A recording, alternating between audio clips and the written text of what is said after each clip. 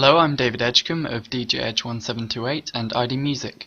Today I'm going to be giving you a tutorial of how to practice in case you're short of inspiration. So today, let's just sit back and sit away from the piano. Before you arrive there, sit back and think about the importance of sound. So let's take this back to the basic fundamentals of music. When practicing your skill at the piano, or indeed any instrument, it's important to develop your musical ear. The ability to recognize a pitch and identify the note produced is needed to progress in any case.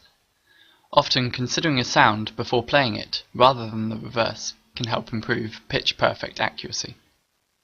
Let's try this technique. First, sing a note, any pitch at all. La. Then, find that pitch on the keyboard. La. If the note you play is not the note you imagined, then decide whether this note is higher or lower than expected. Then adjust the sound accordingly.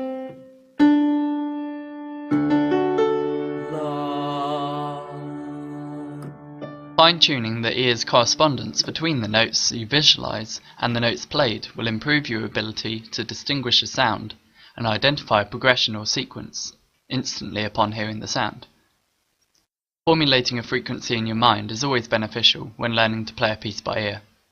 However, this can reduce reliance on sheet music, as your mind has been trained to recognize a sound before playing rather than written notation. It's healthy to have a balance of mental exercise and translating notation to the mind's perception of music. Alright, now we're ready to start on the classic warm-ups. Scales, progressions, it's up to you. I'm going to show you a few examples of how I might practice at the piano. I begin by playing the major scales, starting from B major, and descending chromatically until I arrive at C. I choose to do this rather than playing through a circle of fifths, so that the physical complexity gradually advances. Although C major is often the first scale learned, because of its intuitive simplicity, it's actually the most physically difficult because all the notes are at the edge of the keyboard. If I played correctly, B major uses the longest three fingers on the furthest black notes, and the only white notes, B and E, are played with the shorter two fingers. Next we're going to play a progression. 6, 4, 1, 5. From this we can identify the key we are in, the fifth, relative minor, and the fourth, so we can perform the perfect cadence. Play this through the circle of fifths.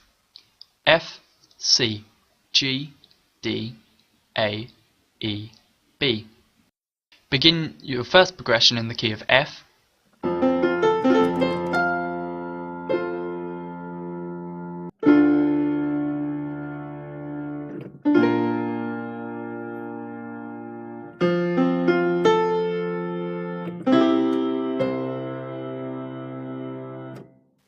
then play in the key of C,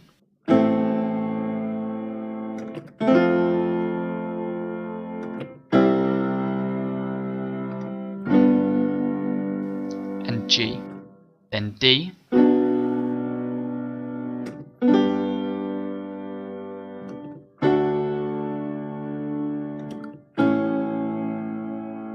A,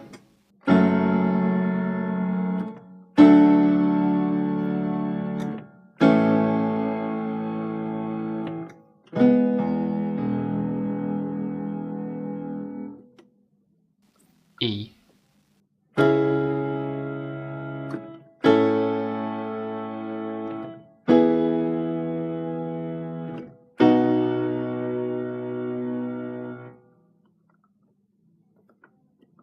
and B.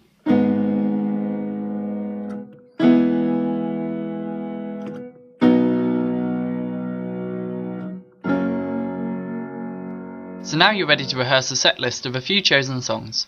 For this exercise, it may be a good idea to pick songs with a similar progression as the one we've been playing through. This shouldn't be difficult, given that pretty much every song is based on the same underlying progression.